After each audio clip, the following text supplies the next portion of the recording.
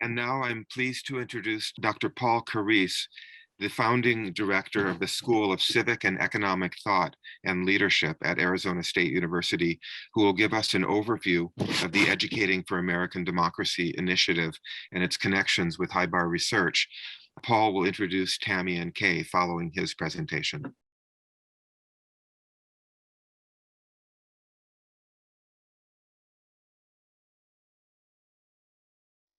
Complicated thing, K-12 civics and history education. We definitely needed what we now understand as a HIBAR approach. We produced a roadmap with 7 themes for approaching kindergarten through 12th grade civics and history learning braided toward a practical goal, graduating students from high school, as we would say in the US, who can be informed and engaged and motivated citizens. And both in the need for complexity in the research design and given the particular content area, we thought of complexity and disagreement not as bugs, but as features. How could we bring out this? Tammy is the coordinator for K-12 social studies and civics within the Arizona Department of Education. Kay Shimmick-Ginsburg, the leader of Circle, with an interesting, complex background, a PhD in clinical psychology. But for her, clinical has meant large community organizations and thinking about social and civic engagement. What I'm going to talk about is this idea of the consensus building and the creation of one of our pieces of research, which was the roadmap, and this idea of a design challenge that was an innovation that came from the responsiveness of the project and the bringing in of all the different stakeholders and that widening of the circle of who worked on the project. They embrace a lot of the powerful principles in the teaching of history and civics. We broke those design challenges into questions, because everything is based on this idea of inquiry. And originally the questions were for us as we designed the roadmap, but later these questions became a part of the roadmap for teachers and students to work their way through. So I'm Kay, and I'm going to really talk as if we are doing a case study of the stakeholder engagement.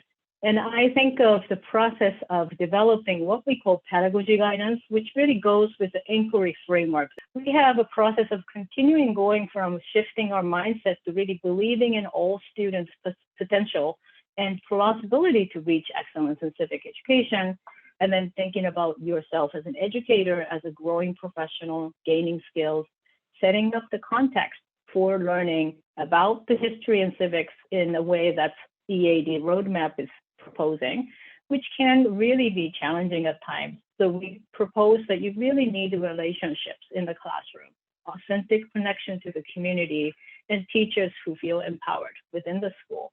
And that prepares us to lead a lot of inquiries that can be courageous and really complex, the way that Tammy and Paul were talking about. But we also said that teachers really wanted to see connection to real life. What about the way the students act in the classroom? Does it have anything to do with the inquiries? And we said, absolutely, this is about constitutional democracy. So we put it in there, the practice of constitutional democracy, how students see their own responsibility and commitment to the civic life in the classroom and to the larger community needs to be practiced as well as learned from the books and materials and in discussion. And finally, we propose that this is a process. It's not a one training and you can do it for the rest of your life. It's a continuous innovation and continuous improvement. So it's important to incorporate formative assessment and reflection as part of their teaching practice and encourage that to students. So the 2 biggest products, so to speak, and they're not the only ones, there's more on the website, but the roadmap and the pedagogy companion are very complicated frameworks that we think meet the reality of this set of questions, this terrain about US civics and history education in K-12 public schools, and setting a pretty high standard for what excellence would be.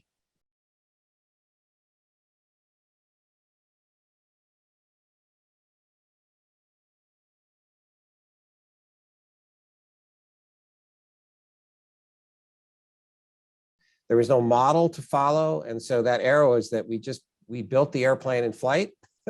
we were building a HIBAR airplane when we didn't really know it. All the complexity that we've discussed achieved, we think, the right balances between experts in academic fields, experts in K-12 and in teaching and in pedagogy. We produced, with all these stakeholders having a seat at the table, final products that we think are not just national consensus as mush, like a gray porridge of lowest common denominator. We think we reached the highest common denominator possible through this complex structure.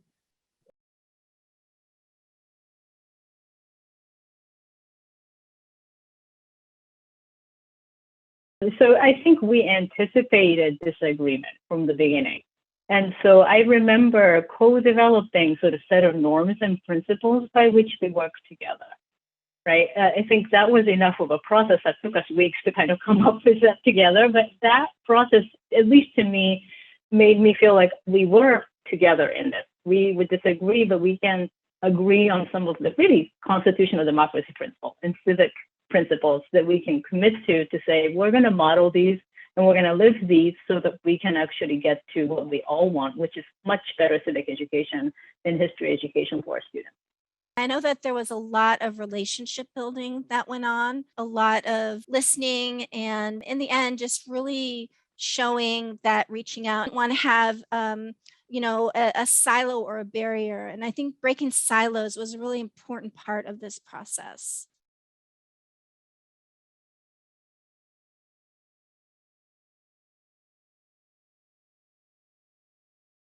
So we did some stakeholder sessions with parents and community members to talk about, what they saw as the goal of civic education, what was happening in their communities and schools. And I know that that work is going to have to continue as we move towards implementation. I don't think I've heard the term crosswalking more than I did in this project ever. And it really took advantage of the fact that we came from very different sectors and had a Venn diagram of so many relationships and networks we're connected to. So when we had to explain ourselves as an initiative, we had somebody that was familiar enough with that sector to be able to use their language, speak from their perspective, to create, a dozen or more 2-pagers that explain what this is. So it can be school administrators, it could be state department officials like Tammy, it could be a teacher, it could be a parent.